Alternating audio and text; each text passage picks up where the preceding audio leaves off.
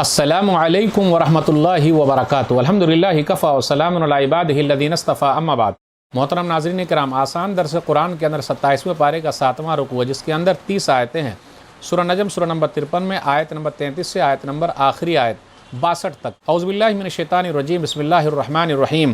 افرأیت الذی تولی، اے نبی صلی اللہ علیہ وسلم کیا آپ نے اسے دیکھا جس نے حق سے منہ موڑ لیا، وآتا قلیلا واکدا، اور تھوڑا سا دیا اور دینا بند کر دیا، عندہ علم الغیب فہو یرا، کیا اس کے پاس غیب کا علم ہے تو وہ سب کچھ دیکھ رہا ہے، ام لم ینبأ بما فی صحف موسیٰ، کیا اسے اس بات کی خبر نہیں پہنچی جو موسیٰ علیہ السلام کے صحیفوں میں ہے، وابراہیم الذی وفی، اور ابراہیم علیہ السلام کے صحیفوں میں جنہوں نے اپنے رب کے ساتھ مکمل وفاداری کی، اللہ تزر وازرۃ وزر اخری، کہ قیامت کے دن کوئی کسی کا بوجھ نہیں اٹھائے گا، وان لیس للانسان الا ما سعی، اور یہ کہ انسان کے لیے وہی کچھ ہے جس کی اس نے کوشش کی ہے، وَأَنَّ سَعْيَهُ سَوْفَ يُرَىٰ، اور یہ کہ اس انسان کی کوشش جلد ہی دیکھی جائے گی،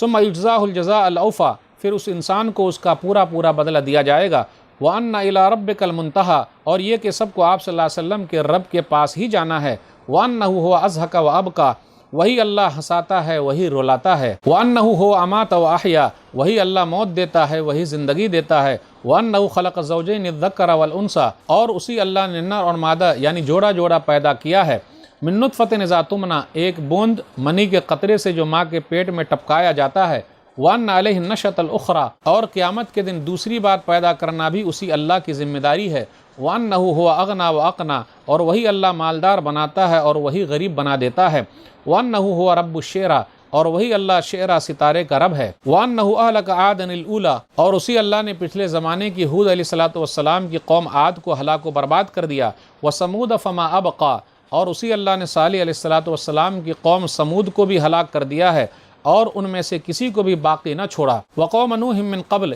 إِنَّهُمْ كَانُوا هُمْ أَظْلَمَ وَأَطْغَىٰ، اور اسی اللہ نے اس سے پہلے نوح علیہ السلام کی قوم کو بھی ہلاک کر دیا، بے شک وہ لوگ سب سے بڑے ظالم اور سرکش تھے، وَالْمُؤْتَفِكَةَ أَهْوَىٰ، اور اسی اللہ نے لوط علیہ السلام کی قوم کی الٹی ہوئی بستیوں کو زمین پر دے مارا ہے، فَغَشَّاهَا مَا غَشَّىٰ، پھر لوط علیہ السلام کی قوم کی بستی کو اس پتھر یا پانی نے ڈھانپ لیا جس نے انہیں ڈھانپ لیا، فَبِأَيِّ آلَاءِ رَبِّكَ تَتَمَارَىٰ، تو اے انسان تو اپنے رب کی کون سی نعمتوں میں شک کرے گا، هَذَا نَذِيرٌ مِّنَ النُّذُرِ الْأُولَىٰ، یہ نبی صلی اللہ علیہ وسلم ڈرانے والوں میں سے ایک ڈرانے والے ہیں، یعنی رسولوں میں سے ایک رسول ہیں، آزفۃ الآزفہ، آنے والی گھڑی یعنی قیامت قریب آ چکی ہے، لیس لہا من دون اللہ کاشفہ، اس قیامت کو اللہ کے سوا کوئی بھی وقت پر ظاہر کرنے والا نہیں ہے، افمن ھذا الحدیث تعجبون، اے انکار کرنے والو کیا تم اس بات قرآن پر تم تعجب کرتے ہو، وتضحکون ولا تبکون، اور اس کا مذاق بنا کر ہنستے ہو روتے نہیں ہو، وانتم صامدون، اور غفلت میں تم ہنس کھیل رہے ہو،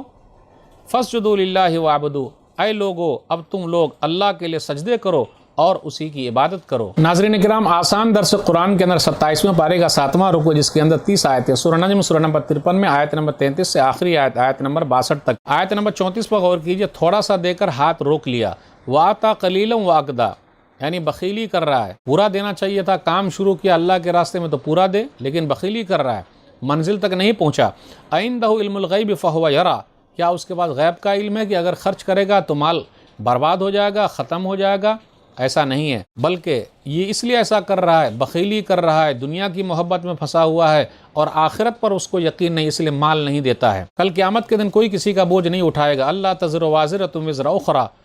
39 اور 40 پر غور کیجئے، آیت نمبر، وَأَن لَيْسَ لِلْإِنسَانِ إِلَّا مَا سَعَىٰ وَأَنَّ سَعْيَهُ سَوْفَ يُرَىٰ، کوئی کسی کا بوجھ نہیں اٹھائے گا، اس کے بعد کیا ہے، انسان اپنی کوشش کو دیکھ لے گا، اور ہر انسان کے لیے وہی جو اس نے کوشش کی ہے، اور وہ دیکھ لے گا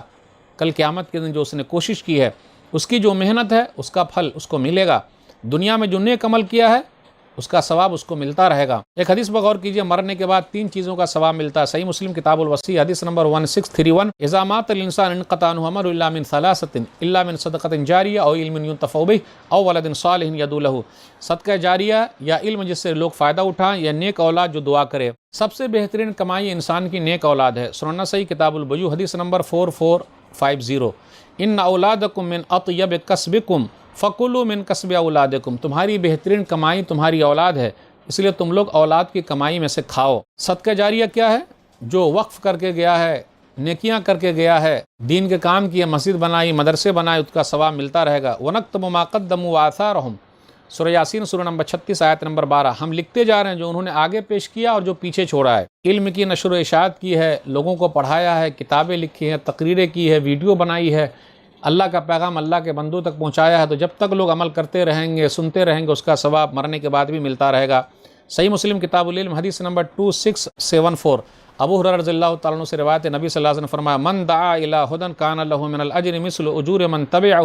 لا ينقص ذلک من اجورہم شیئا، جس نے کسی ہدایت کی طرف بلایا، اسلام کی طرف بلایا، صحیح بات کی طرف بلایا، تو اس کو بھی بدلہ ملے گا جو اس پر عمل کریں گے، اور جو لوگ عمل کریں گے اس کے عمل میں سے ثواب کم نہیں ہوگا، اور جس کی وجہ سے عمل کر رہے ہیں اس کو بھی ثواب ملے گا۔ آیت نمبر 48 پر غور کیجئے، وہی اللہ تعالیٰ مالدار بناتا ہے، کسی کو سرمایہ دار بناتا ہے یا کسی کو غریب بناتا ہے۔ شعرا ستارے کا رب ہے، وَأَنَّهُ هُوَ رَبُّ الشِّعْرَا،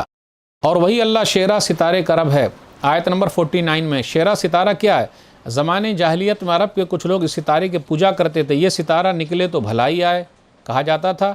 کہا جاتا یہ بھی ہے کہ یہ ستارہ سورج سے 23 گنا زیادہ روشن ہے، اور اس کا زمین سے فاصلہ 8 نوری سال سے بھی زیادہ ہے۔ سورج ہم سے 9 کروڑ 30 لاکھ میل دور ہے، اور اس کی روشنی 1,86,000 میل فی سیکنڈ کی رفتار سے ہے، 8 منٹ میں ہم تک پہنچتی ہے۔ شعرا ستارے کا رب اللہ ہی ہے، یہ سورج سے بہت چھوٹا اور کم روشن ہے۔ اس کے بعد اللہ تعالیٰ نے 4 قوموں کا ذکر کیا جس کو اللہ نے ہلاک کر دیا، برباد کر دیا۔ قوم عاد، جس کی طرف حود علیہ السلام بھیجے گئے تھے، یہ احقاف یمن کے علاقے میں لوگ رہتے تھے، طاقت پر ان کو بہت گھمنڈ تھا تو اللہ تعالیٰ نے پکڑ لیا۔ من اشد منا قوہ، سورہ فصلت سورہ نمبر 41 آیت نمبر 15، کہ ہم سے زیادہ طاقتور کون ہے؟ تو اللہ نے جواب دیا وہ ہے جس نے تم لوگوں کو پیدا کیا ہے۔ قوم سمود کا ذکر ہے، صالح علیہ السلام جس کی طرف بھیجے گئے، یہ مدین مکہ اور شام کے درمیان وادی قرا میں رہتے تھے۔ نبی صلی اللہ علیہ وسلم جب تبوک گئے تھے تو راستے میں ان لوگوں کے گھروں کے پاس سے گزر ہوا، مدائن صالح سعودی عرب کے اندر ہے،